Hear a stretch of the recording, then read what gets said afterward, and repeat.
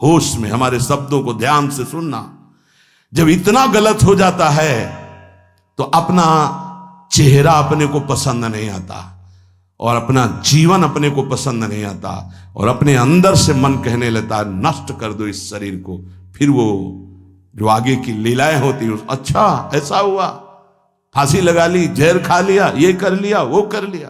यदि तुम परमार्थ के पथिक हो, ये तीन बातें नहीं है तो तुम्हारा पतन हो चुका है। हमारा मन भजन में लेकर, होटलों में खाओगे, भजन में मन लगेगा, अशुद्ध आहार करोगे, मनमानी व्यभिचार प्रवृत्तियों का दर्शन, संभाषण और क्रिया करोगे और तुम्हारा मन सच्चिदानंद प्रभु में लग जाएगा। तमाशा समझा है, तमाशा समझ लिया अध्यात्म में मन को लगाना। अपनी दिनचर्या में इतना पावर है कि जहर भी समन हो जाएगा। मीरा जी का समन हो गया ना। अगर नियम है 1:45 बजे उठने का, स्नान का, तो 1:45 बजे ही उठना चाहिए, 2 नहीं बजना चाहिए। अपने पास सामर्थ्य होने पर नीचापमानम सुधा, वो नीच है, हम उस पर शासन कर सकते हैं, पर उसके द्वारा किए हुए अपमान को सह गए और अंदर से मनाया भगवान तुम्हें सुखी रखे, स्वस्थ रहो। जिसका इंद्रिय मनोनिग्रह युक्त समय व्यतीत होता है भगवत चिंतन में, वो महापुरुष है। अभी वर्तमान में ही है, चिंता मत करो, स्थिति जागृत होने में देर नहीं। सच्ची सच्ची तुम में बहुत सामर्थ्य है, जागो। अगर झुक गए तो रौंद दिए जाओगे। ये 8 बातें भगवत भक्त अपने जीवन में जांच ले कि है कि नहीं है, अगर ना हो तो धारण कर ले। पहला है, संत महापुरुष आपके जीवन में है कि नहीं, ये जांच करनी है। देखा है हमने, अगर किसी संत को आदर्श मानकर आप नहीं चल रहे हो तो दिमाग को खसकते हुए देखा, खसक गया है दिमाग।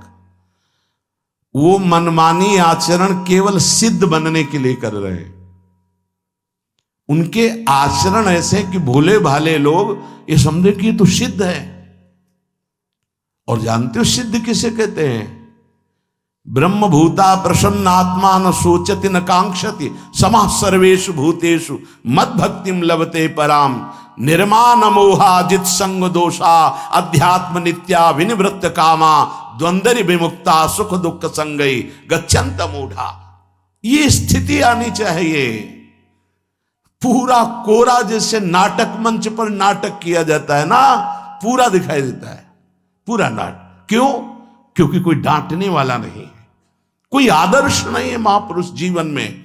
जो मन में आवे सो बोलो, जो मन आवे सो नाटक करो, तो 100 200 500 लोग भोले भाले जिनको ककहरा नहीं आता परमार्थ का, वो कह देते मेरे भगवान, मेरे सिद्ध योगी, मेरे महापुरुष मिटिया मेट कर देते हैं। बात तो तब समझ में आवे जब रसिक जन पास करे, गुरुजन पास कर दे। अपने मन से कुछ नहीं होता, जिसे महापुरुष पास कर दे वही होता है। संत महापुरुष कहे ठीक चल रहे हो, ठीक है, या वो मौन स्वीकृति दे दे, ठीक है। अपने मन से सिद्ध बनने पर सिद्ध थोड़ी कोई हो जाता है। जीवन में तुम्हारे संत हैं कि नहीं, बस इतनी बात देखो। अब एक भगत जी आए थे, अपने लोग तो सबका आदर ही करते हैं। उनका दिव्य रूप से हनुमान जी हमारे सामने प्रकट हुए थे। सच्ची बात कह रहे हैं, जिस समय दिव्य रूप हनुमान जी ने धारण किया तो हनुमान जी महाराज के ही भाई पवन पुत्र भीम कंपायमान थे। भीम जैसे हनुमान जी वैसे भीम, बड़े बड़े पर्वतों को अपनी टक्कर से चूर करने की सामर्थ्य रखने वाले। अभी पैदा ही हुए थे भीम और गोद में लिए हुए माता कुंती चल रही थी। अचानक सिंह निकला, दहाड़ हुई तो गिर गए भीम। तो जिस चट्टान पे गिरे चकनाचूर हो गई चट्टान, और उस आवाज से भयभीत होकर भाग पड़ा सिंह। अभी गोद में बच्चा थे। वो भीम जिस समय प्रार्थना की कि भैया मैं तुम्हारा वो दिव्य रूप देखना चाहता हूं, तो उनका काहे को तुम व्यर्थ में ऐसा तुम नहीं देख पाओगे। तो उनका हमारी लालसा है आपका छोटा भाई हूं तो पट्टहास किया हनुमान जी का वो दिव्य रूप कि कंपायमान होकर कह रहे थे, हे वायुपुत्र, हे पवन पुत्र, तुम अपने रूप का संवरण करो, मेरी सामर्थ्य नहीं। और वो व्यक्ति ऐसे कह रहा, मैं दिव्य हनुमान। हम कह रहे पाखंड मत करो, ठीक से चलो तो ये सब भगवत स्वरूप अनुभव में आ जाएंगे। ठीक से चलो, बड़ा विचित्र स्वरूप है। जब तक जीवन में कोई संत नहीं तो हम ये देख रहे हैं कि वो जीवन या तो पाखंड में सकिल जाएगा और या तो व्यर्थ के चिंतन में फंसा हुआ अपने को मान लेगा कि मैं सिद्ध हूं। आपका शब्द, आपकी दृष्टि, आपकी चेष्टा, तस्मा शास्त्रम प्रमाणम ते, तब सिद्ध माना जाता है। बहुत सिद्धों के दर्शन हुए, गंगा किनारे सिद्धों का हमने कभी नहीं देखा ऐसा प्रमादी। सिद्ध प्रमादी नहीं होता। 95 वर्ष की आयु पूज्य स्वामी श्री ओंकारानंद सरस्वती जी महाराज 4 बजे एक अपने निज जन से कहते, वो स्वेटर पहना दीजिए। बोले स्वामी जी अभी तो धूप है। नहीं, अंदर अभी जाएंगे, चिंतन में विक्षेप होगा, हमारे पास समय नहीं, डाल दो शरीर में। अब इसका एक साधारण शब्द हुआ, इसका प्रभाव इतना पड़ा, इतनी अवस्था में इतने चिंतन परायण की स्वेटर पहनना है, ये स्मृति बाधा ना पहुंचा पावे, डाल दो शरीर में। कितना सूक्ष्म। बड़े बड़े महापुरुषों को देखा है, अपने ब्रज के प्रेमी जनों को और ब्रह्मबोध संपन्न दोनों महापुरुषों को, किंचन मात्र कहीं भी कोई भी शास्त्र विपरीत शब्द नहीं, 1 सेकंड की चेष्टा नहीं पाई शास्त्र विरुद्ध। और यहां शास्त्र में है ही नहीं, हो वैसे सिद्ध हो रहे हैं। क्यों? क्योंकि जीवन में किसी आदर्श महापुरुष का अंकुश नहीं। अगर किसी संत का भय तुम्हारे जीवन में नहीं है तो ये माया रौन देगी, पक्का समझ लीजिए। कोई महापुरुष तुम्हारे ऊपर अंकुश लगाने वाला हो तो इसीलिए जो देहाभिमानी जी होते भाग पड़ते हैं, क्योंकि उनकी सिद्धावस्था में वो बाधा पहुंचाएंगे। गुरुजन असली सिद्ध बनो, नाटक नहीं, तो भाग पड़ते हैं। और जो गुरुजनों की शरण में रहता है वो परिपक्व भगवत प्राप्त महात्मा बन जाता है। इसलिए पूज्य बाबा कह रहे, पहला, किसी महापुरुष का अनुशासन है कि नहीं। प्रगट में अनुशासन जरूरी है, प्रगट में अनुशासन जरूरी है। नारदानंद सरस्वती जी महाराज नैमिषारण्य के पीछे आए थे, कुछ परिक्रम उन्होंने बताया। अब वो पधार गए जो वहां के अधिकारी बनाए गए, विवेकानंद जी। नए वस्त्र धारण करके आगे, सदवई में मना है। यदि ऊपर का नया वस्त्र हो तो नीचे का पुराना और मलिन होना चाहिए। अगर नीचे का तो फिर ऊपर का पुराना मलिन। मैच, नया, क्रीच, एकदम, ये सब साधुता के कुछ नियम होते हैं, साधुता की एक मर्यादा होती है। तो वो दोनों नए पहन करके आ गए, भूल हो गई उनसे, देखा शिष्य। और नैष्ठिक ब्रह्मचर्य में सफेद कपड़े पहनाए जाते, तो और वो खिले हुए ऐसे बांधे, वैसे सब। उनकी दृष्टि गई। लाख लाख जहां बैठकर सत्संग सुनते हैं स्वामी श्री नारदानंद सरस्वती जी, बड़े ही महापुरुष थे, अपार भीड़। और सत्संग के बाद 1 घंटा सबको एकांत चिंतन करो। क्या वहां ब्रह्म ज्ञान का सत्संग होता था। प्रातःकालीन बेला पे जैसे अपने यहां सत्संग होता है, वहां थोड़ा विलंब होता था, 5:30 बजे।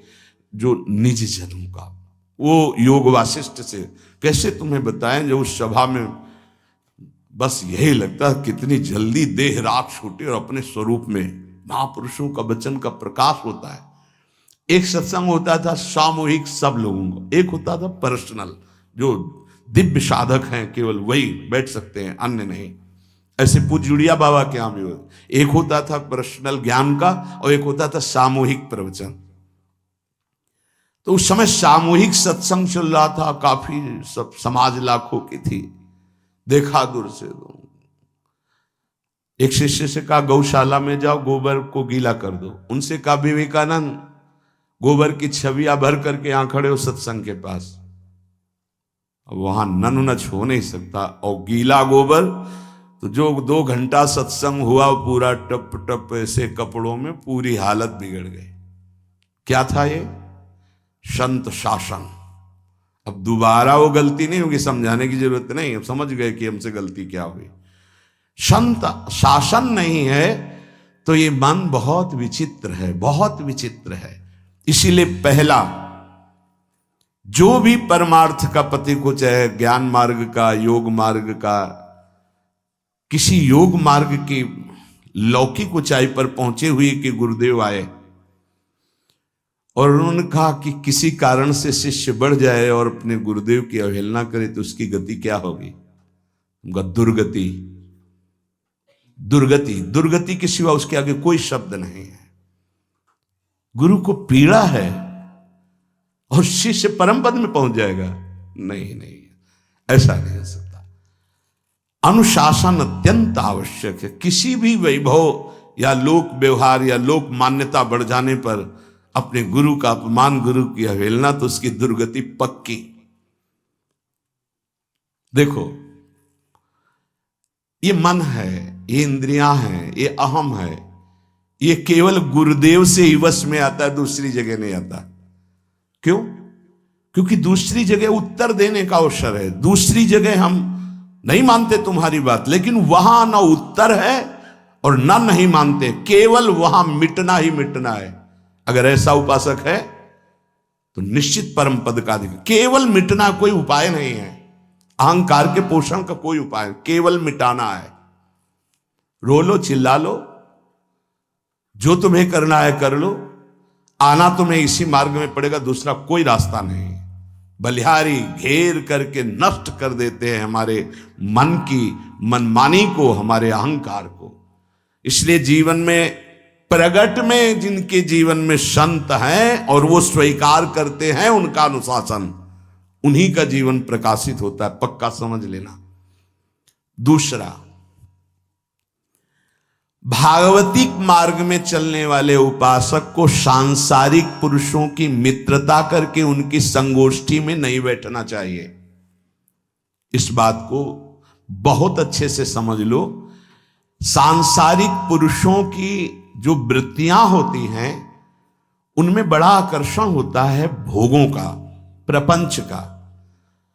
जो साधक भ्रमणशील हैं, अगर वो गृहस्थों के यहां जाकर उनकी सैयाओं पर सोते हैं तो उनकी दुर्दशा क्या होती है चित्त की, वो खुद अनुभव करके देख ले। आज तो शास्त्रीय पद्धति को समझा ही नहीं जा रहा। जब बड़े बड़े सुभट गंगा किनारे त्याग, वैराग्य, ज्ञान के मिले ना, तो आगे का रास्ता खुलता चला गया। सांसारिक पुरुषों के समुदाय में बैठना था।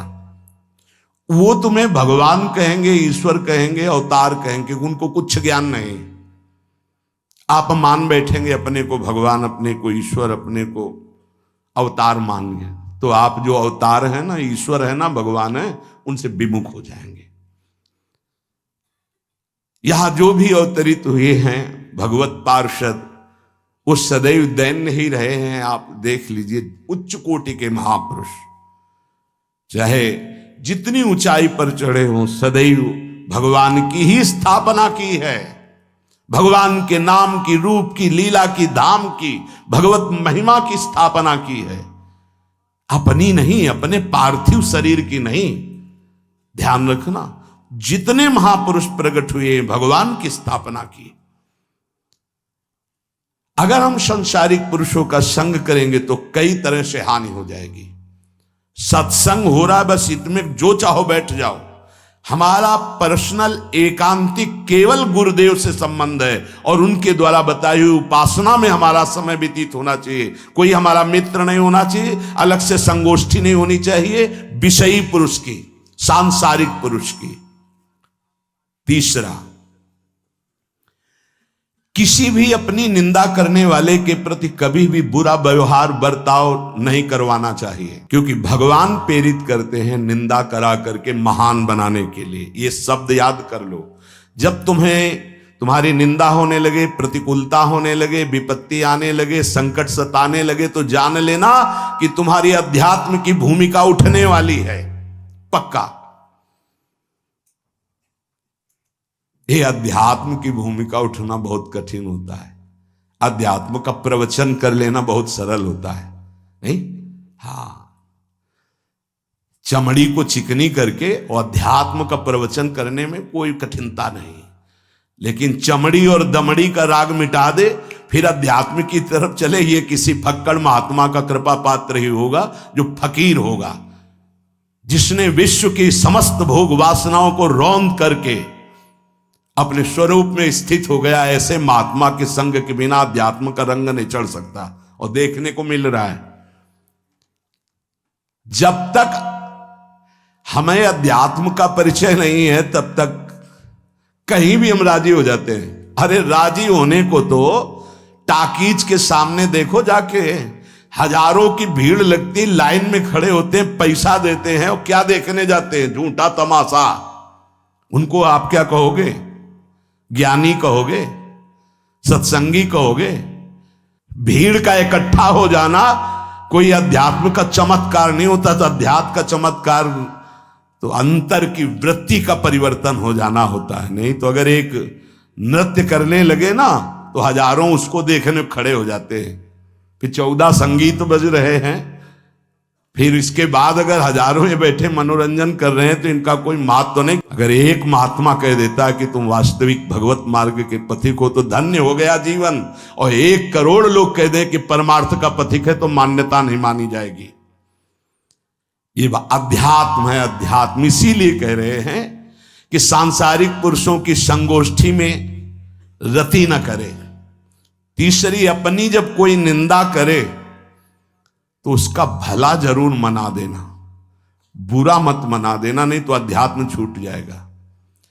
अपने पास सामर्थ्य होने पर नीचापमानम सुधा, वो नीच है, हम उस पर शासन कर सकते हैं, पर उसके द्वारा किए हुए अपमान को सह गए और अंदर से मनाया, भगवान तुम्हें सुखी रखे, स्वस्थ रहो, और कभी भी हम आपका विरोध नहीं करेंगे। जब अवसर मिले तब फिर हमारी निंदा करना। भगवान तुम्हें स्वस्थ रखे, तुम्हारा कभी अमंगल न हो। ध्यान रखना, अध्यात्म।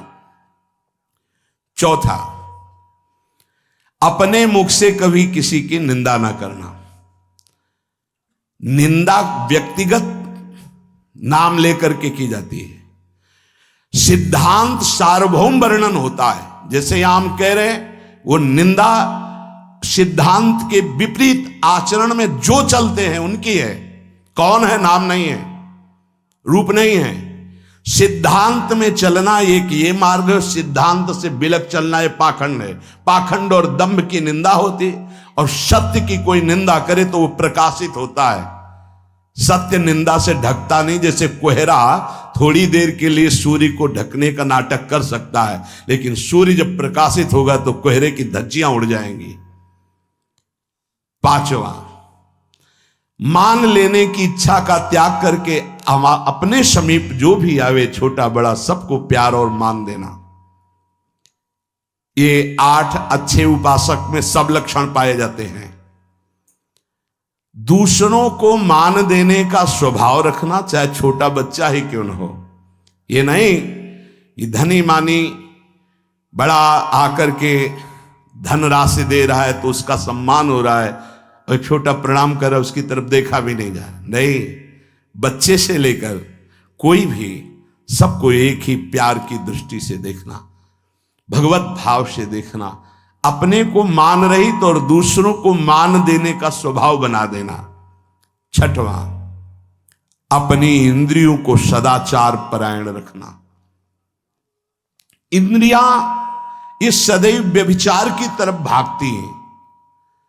नेत्र व्यभिचार दोष, बार बार दूसरों के प्रति देखना आकर्षणकारी, कैसा भी दोष अंदर का भाव हो, नेत्र दोष।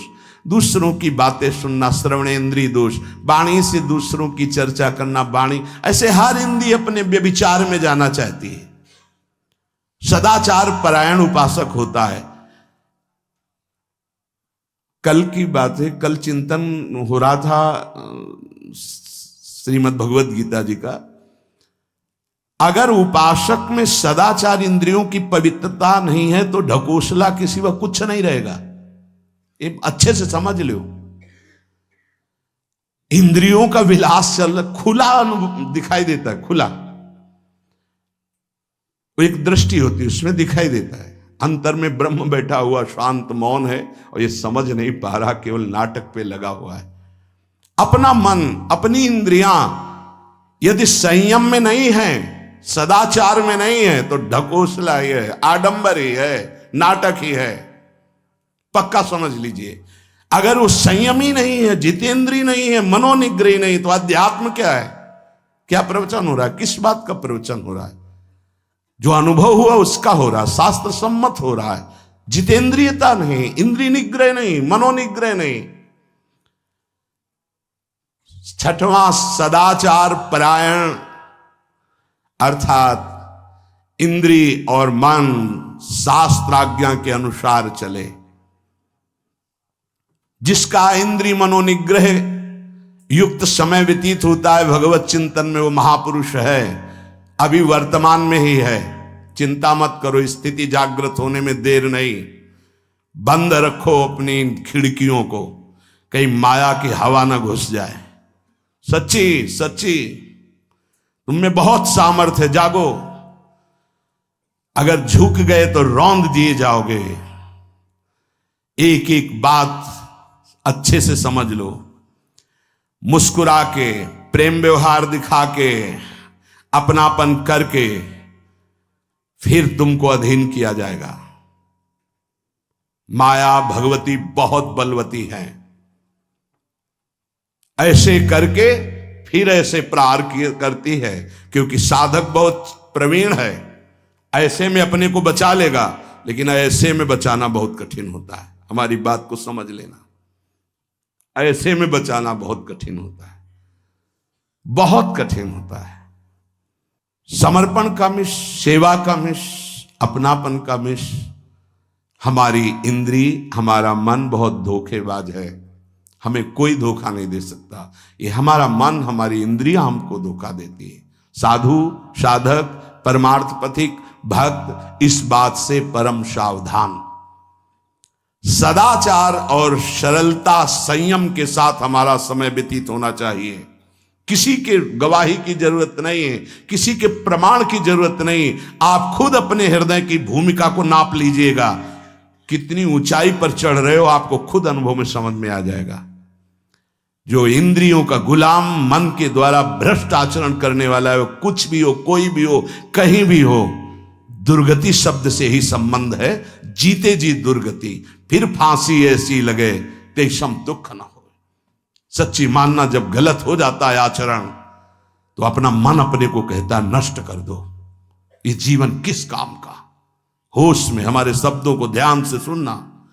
जब इतना गलत हो जाता है तो अपना चेहरा अपने को पसंद नहीं आता, और अपना जीवन अपने को पसंद नहीं आता, और अपने अंदर से मन कहने लगता है नष्ट कर दो इस शरीर को। फिर वो जो आगे की लीलाएं होती हैं, अच्छा ऐसा हुआ, फांसी लगा ली, जहर खा लिया, ये कर लिया, वो कर लिया। वो इन्हीं इंद्रिय और मन की फिसलन को नहीं सह पाया। अच्छा, किसी महापुरुष का शासन नहीं था, नहीं, उस चूक में भी बचत हो जाती है। एक बहुत बड़े महापुरुष के समीप रहने वाले से चूक हो गई, तो उन्होंने अपने आसन के पास आसन लगवाया।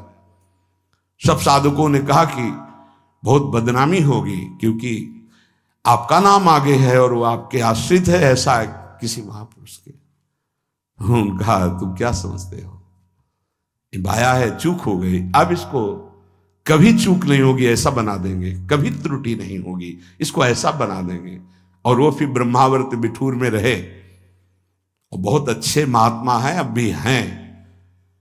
अगर संत का शासन है और आपसे चूक भी हो जाती है, तो ऐसा बना देंगे कि दोबारा चूक नहीं होगी। पर इंद्रिय और मन को छूट देकर मनमानी आचरण करने वाला कभी साधक नहीं हो सकता, पक्का। और आप सच्ची मानना, आपकी एक बार इंद्रिय मन छूट हो गई तो जिंदगी भर दबे रहोगे, दहाड़ने लायक नहीं रहोगे। माया तुम्हारे को सदैव कोसती रहेगी, तुम्हारा हृदय जलता रहेगा। ऐसा कैसे हो गया, ऐसा कैसे हो गया। जब ऊंचाई की तरफ सोचोगे तो सामने वो, अगर प्रायश्चित करके मिटा दिया है तो बात है, नहीं तो वो कर्म सामने आ जाएगा। लगेगा नहीं हम इस ऊंचाई लायक नहीं है, नहीं हम इस ऊंचाई लायक। आपसे प्रार्थना कर रहे, अगर चूक हो गई हो तो उसको मिटा दो, नहीं आगे बढ़ने में बाधा पहुंचा देगा। अपने गुरुजनों से सलाह करके उसका प्रायश्चित कर लेना चाहिए। अगर गुरुजन कर दे जाओ कुछ नहीं तो कुछ नहीं, खत्म खेल, वो निपटा देंगे, वो करुणामय है, उनमें बड़ी सामर्थ्य है। पर छठवां सूत्र, सदाचार संयम जितेंद्रियता मनोनिग्रह साधक में होना ही चाहिए। जो साधक एकांत में मनोरंजन करके अपने जीवन को नष्ट कर रहे हैं, अच्छा होता गृहस्थ धर्म में रहते, बाल बच्चे पैदा करके मेहनत करके धर्म पूर्वक कमाते और समाज की सेवा करते। यदि अखंड ब्रह्मचारी वैराग्य मार्ग के पथिक हो तो चूक ना होने पावे प्रार्थना करते हैं। इंद्रियों को शिथिल ना होने देना, मन को शिथिल मत होने देना, नहीं तो ऐसा बंधन ये बांध देते हैं कि बड़े बड़ों को सर झुकाकर चलना पड़ता है, रौंद देती है माया। ध्यान रखना, सर उठाने लायक नहीं रह जाता। अगर इंद्रिय जन्य भोगों का आकर्षण नष्ट कर दे तो अपना मन अपने को जलाता रहता, धिक्कार देता रहता। कैसे हो गया ऐसे? तो कैसे हो गया? कीन हो इस कबहू अभिमाना, सुख हो वंचा कृपा निधाना। कहीं अभिमान हो गया कि मैं ब्रह्मचारी हूं, मैं जितेंद्री हूं, मैं मनोनिग्रही हूं, तो ठाकुर जी ने दाना फेंक दिया, देख भला मनोनिग्रही है तो मत चुन। लेकिन कृपा पात्र साधक पुनः अपने आप को सावधान करके सदाचार में ही स्थित रहे। आज सदाचार को समझा ही नहीं जा रहा कि सदाचार है क्या। सातवां, किसी भी पद को साधक कभी स्वीकार न करे। समाज में बड़े पद मिलते हैं, यहां भगवत प्राप्ति की वार्ता हो रही। किसी भी पद, किसी भी सम्मान को स्वीकार न करें।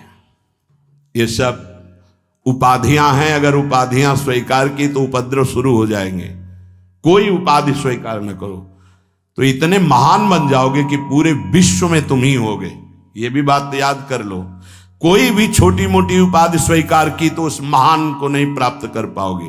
विश्व में तुम ही होगे, या तो ज्ञान में तो एक तुमसे बड़ा कोई है नहीं, और अगर भक्ति में तो तुमसे छोटा कोई नहीं, तो विश्व में तुम ही तो हुए ना।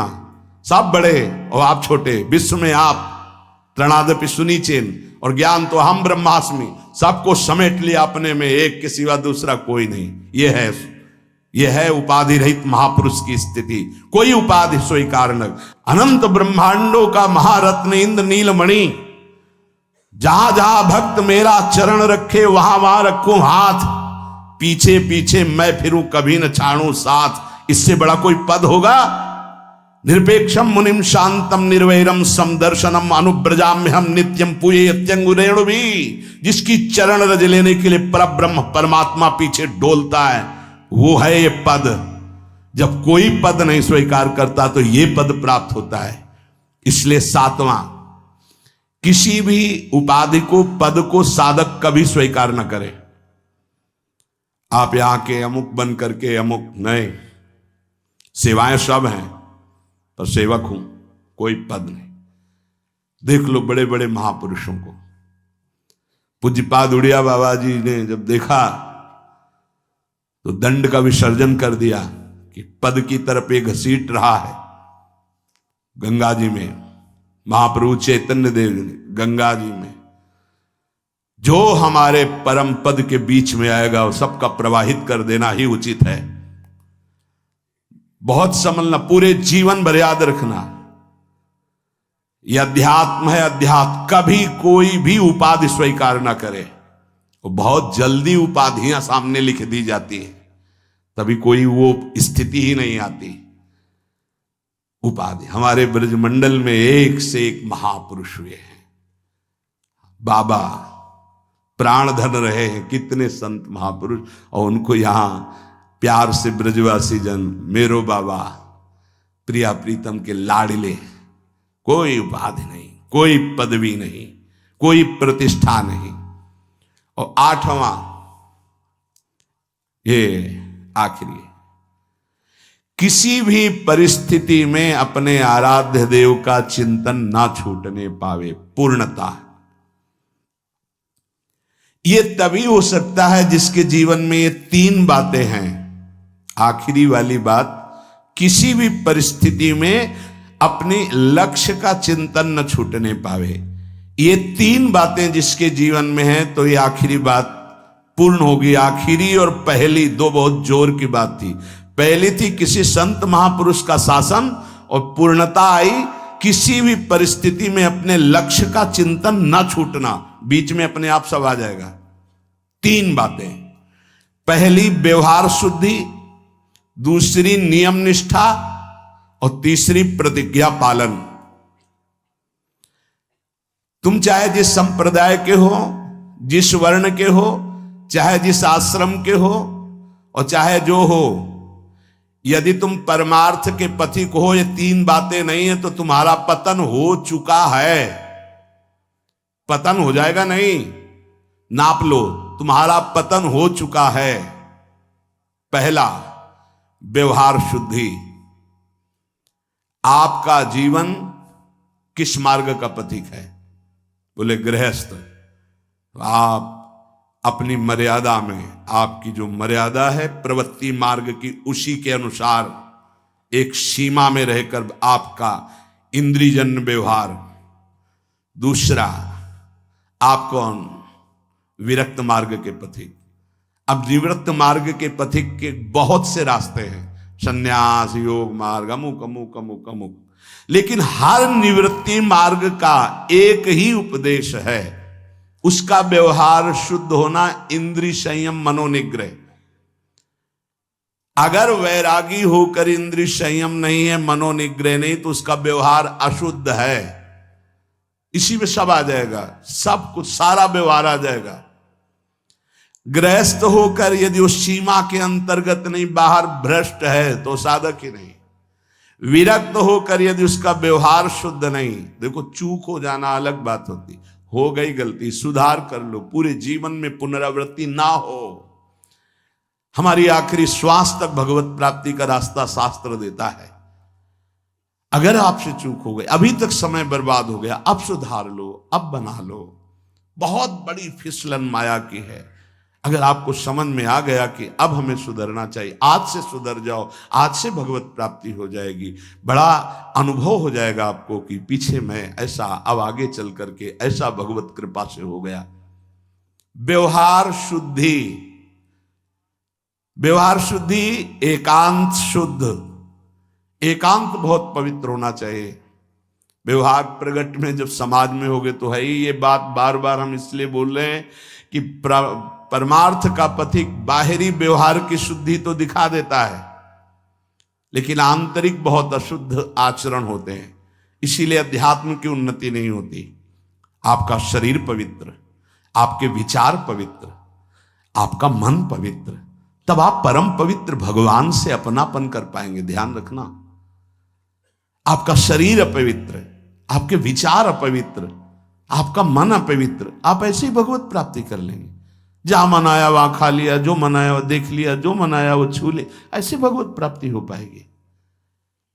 ये जो हमारा मन भजन में लेकर, होटलों में खाओगे, भजन में मन लगेगा, अशुद्ध आहार करोगे, मनमानी व्यभिचार प्रवृत्तियों का दर्शन, संभाषण और क्रिया करोगे, और तुम्हारा मन सच्चिदानंद प्रभु में लग जाएगा। तमाशा समझा है, तमाशा समझ लिया अध्यात्म में मन को लगाना। आहार शुद्ध नहीं, विचार शुद्ध नहीं, आचरण शुद्ध नहीं, चार लोग बैठे हैं उसी में अपनी इंद्रियों को बार बार तुम आकर्षण, शरीर आकर्षण की तरफ ले जा रहे, दिखाई नहीं दे रहा है क्या स्थिति तुम्हारी? बात करेंगे, ब्रह्म ज्ञान के नीचे बात ही नहीं। अरे कुछ नहीं है। संयम से चलो, सदाचार से चलो, पवित्रता से चलो, तो कोई संशय ही नहीं रह जाएगा। पर संयम, सदाचार, पवित्रता, ये सब केवल ग्रंथों में लिख रहे हैं, पर अपने तो सौभाग्यशाली है ना, चल सकते हैं। अपने को अवसर मिला है। जो नहीं चल पा रहे हैं वो कम से कम सुन तो रहे हैं, चलने की तैयारी कर रहे हैं। लेकिन आप लोग तो चलने की तैयारी नहीं, चल चुके हैं। आप अपने को बचा लीजिए, आप अपने को संभाल लीजिए। पूज्य बाबा कह रहे हैं व्यवहार शुद्धि, नियम निष्ठा, प्रतिज्ञा पालन नहीं, तो वो पतित हो चुका है। पतित हो जाएगा नहीं, पतित हो चुका है। दूसरा है नियम निष्ठा, जो तुम्हें गुरु ने दी है या स्वयं धारण की है। दोनों बातें होती। जब कितना, कौन कौन सी दिनचर्या के नियम, कितना पाठ, क्या सेवा, इनका नियम होता है। हमारा नियम है इतने बजे उठ जाना, हमारा नियम है ये पाठ करना, हमारा नियम है ये करना।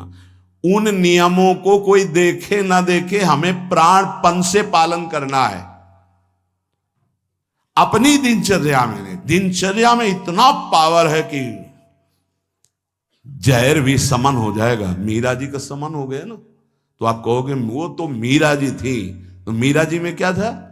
मेरे तो गिरधर गोपाल दूसरों कोई, लाओ तुम भी मीरा जी बन जाओगे। मेरे तो गिरधर गोपाल दूसरों न कोई, तो जहर जिससे प्रकट हुआ है, जहर भी तो उसी से प्रकट हुआ है ना, परमात्मा तत्व से ही, तो औषधि भी उसी से है। धन्वंतरी जी ने शोध करके कहा, अच्युत गोविंद हरि इन नामों को जो निरंतर जपता है कोई प्रभाव नहीं डाल सकता, विरोधी भाव कोई प्रभाव नहीं डाल सकता। समस्त औषधियों की परम औषधि भगवन नाम। मीरा जी की जिह्वा पे नाम, हृदय पे नाम, प्रहलाद जी की जिह्वा पे नाम, हृदय पे नाम। का बड़े बड़े सर्पों से डसवाया, विष पिलवाया प्रहलाद जी को। क्या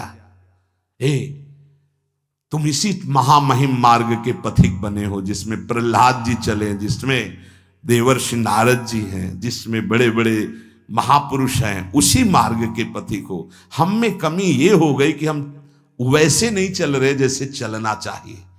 नियम पर बहुत ध्यान दीजिए। अगर नियम है 1:45 बजे उठने का, स्नान का, तो 1:45 बजे ही उठना चाहिए, 2 नहीं बजना चाहिए। ये नियम में बहुत बड़ी ताकत होती कि आपके नेत्र फट से खुलेंगे, घड़ी में तो 1:45 ही होगा। अपने तो 1:45 तो स्नान करने के लिए निकल जाते। नियम निष्ठा, जप का, पाठ का, श्री जी की सेवा का, ये सब नियम, खान पान, ये सब नियम के। हमारा नियम है हम इतना पाएंगे बस, हमारा नियम हम ये नहीं पाते। हमारा नियम है हम इतना सोते, इतना जगते। इस वजह साधक का नियम, नियम निष्ठा और प्रतिज्ञा पालन, इसमें चूक नहीं होनी चाहिए। इसमें चूक हो जाती है, इसलिए सुकृत नष्ट हो जाते हैं। जैसे कहा गया, आज के बाद हम ये नहीं करेंगे, कुछ न कुछ साक्षी किया जाता है। मैं गुरुदेव को साक्षी, मैं आराध्य देव को साक्षी, या मैं इस समय को साक्षी करके कहता हूं, या देवता साक्षी हैं। जैसे भीष्म जी ने कहा, समस्त दिशाएं और लोकपाल समस्त देवता साक्षी हैं, मैं आज नियम लेता हूं, आज जीवन अखंड ब्रह्मचारी रहूंगा। ऐसे कुछ प्रतिज्ञाएं होती हैं जिनको कसम कहते हैं। ये आजकल के लोग सुबह कसम खाए, शाम के तोड़ दिए, या मंगल को खाए, बृहस्पति को तोड़ दिए। इनकी बड़ी दुर्दशा है, सुकृत नष्ट हो जाते हैं, अपने लोगों से बड़ी गलती हो जाती। सहसा कोई प्रतिज्ञा करो मत। हम प्रयास कर रहे हैं, छोड़ देंगे, हम प्रयास करते हैं ऐसा नहीं करेंगे, हम प्रयास करते हैं ऐसा। प्रतिज्ञा अगर ले लो तो ये ध्यान रखो कि आपके पुण्य नष्ट हो जाएंगे यदि प्रतिज्ञा आपने तोड़ दी। कसम, प्रतिज्ञा, ये सब एक ही बात कही जाती है। तृण छू के शपथ पूर्वक मैं कहता हूं कि आज के बाद ऐसा कभी नहीं, या सामने किसी भगवान मंदिर में आज के बाद में ऐसा, या गुरुदेव, अब तो देर नहीं लगता, कसम खा लेते हैं, तोड़ लेते हैं। हमारी प्रार्थना है मत खाना कभी कसम, कसम नहीं खानी चाहिए, प्रार्थना है। आपसे कोई कहता है कसम खाइए, छोड़ दीजिए, नहीं कसम नहीं खाऊंगा, पर प्रयास करूंगा आज के बाद बिल्कुल नहीं ऐसा हो, पूरा प्रयास करूंगा। प्रयास सफल होगा फिर हम आपसे कसम खा लेंगे। अभी हमें कुछ महीने के लिए छूट दीजिए, मैं बिल्कुल नहीं करूंगा, पर कसम नहीं खाऊंगा, प्रयास कर रहा हूं। कसम ऐसे मत खाओ, प्रतिज्ञा ऐसे मत लो। यदि प्रतिज्ञा ले ली तो चाहे प्राण निकल जाए, अब नहीं, ये ध्यान कर लीजिए। अगर 3 बातें साधक में हैं तो परिपक्व अवस्था आने में देर नहीं लगेगी, 8 लक्षण आ जाएंगे। पहला, व्यवहार पवित्र शुद्ध। दूसरा, जितने नियम लिए हैं निष्ठापूर्वक निर्वाह। तीसरा, प्रतिज्ञा करिए मत, और कर ली प्रतिज्ञा तो जीवन चाहे नष्ट हो जाए प्रतिज्ञा नहीं टूटेगी। जैसे ये प्रतिज्ञा ही है वैराग्य भेष, इसमें कसम खाई नहीं जाती, स्वाभाविक कसम है। अब देख लो इसके निर्वाह का क्या जीवन होता है। ये हर समय हमको याद दिलाता रहता है कि तुम बैरागी हो, विषयी नहीं हो, तुम महात्मा हो, साधारण जीवात्मा नहीं हो, तुम भगवत मार्ग के पथिक हो, तुम सांसारिक मार्ग के नहीं हो। अब बस इस एक प्रतिज्ञा का पालन कर लो, भगवान मिल जाएंगे। ये हर समय उपदेश देता रहता है। जब भगवावस्था धारण कराया गया था तो यही कहा गया था, जब संन्यास वेश, ध्यान रखना ये काषाय वस्त्र की मर्यादा को रखना। ये वेश है, ये पवित्र वेश है, ये त्रिभुवन पावन करने वाला वेश है। इसको समझते रहना, ये हर समय तुम्हें जागृत रखेगा कि तुम किस मार्ग के पथिक हो। तो आज के सत्संग का जो सार सूत्र, संत महापुरुषों का आश्रय, उनका शासन स्वीकार करना, सांसारिक पुरुषों से मित्रता न करना, ना सांसारिक चर्चा संगोष्ठी करना, किसी जो हमारी निंदा कर रहा है किसी भी तरह से उसको कष्ट देने की भावना ना बनना, अपनी वाणी से कभी किसी की निंदा न करना, छोटे से बच्चे को भी मान देने का स्वभाव रखना, किसी से सम्मान प्राप्ति की इच्छा न रखना, सदाचार सरलता के साथ तुम्हारा संयम जितेंद्रियता पूर्वक समय व्यतीत होना चाहिए। प्रतिष्ठा किसी भी तरह की पद उपाधि साधक जीवन में स्वीकार न करे। आखिर निरंतर अपने लक्ष्य का चिंतन करे। इसकी पूर्ति के लिए व्यवहार शुद्धि, नियम निष्ठा और प्रतिज्ञा पालन जीवन भर तीनों। अगर ये तीनों कहीं भी फिसल रहे तो तुम पतित हो चुके हो। तभी पतित हुआ पुरुष कभी प्रतिज्ञा का पालन नहीं कर पाता, पतित हुआ पुरुष कभी नियम निष्ठा में नहीं चल सकता, पक्की दिनचर्या नहीं हो सकती। उसकी व्यवहार शुद्धि कैसे कही जाए जब पतित हो गए। देखो, और पतित को भी पावन करने का रास्ता है भगवान की शरण। अब भी आपके पास चांस है, आप अपने को भगवत प्राप्त महापुरुष बना सकते हैं, आप अपना जीवन परम कल्याण कर सकते हैं, आप जीवन मुक्त हो सकते हैं। इसलिए सच्चे अच्छे पवित्र आचरण करो और नाम जप करो, प्रभु सब संभाल लेंगे, सब भूल मिटा देंगे, सब पाप आचरण नष्ट करने की सामर्थ्य हमारे प्रभु में। अभी तक जो हुआ वो हुआ, अब हम अपने को इस गुलामी से मुक्त करें। काम क्रोध लोभ मोह मद मत्सर ये हमारे को बार बार जलन अशांति क्लेश दे रहे। अब हरि शरणम परमानंद का मार्ग हम स्वीकार करें। श्री राधा वल्लभ लाल की।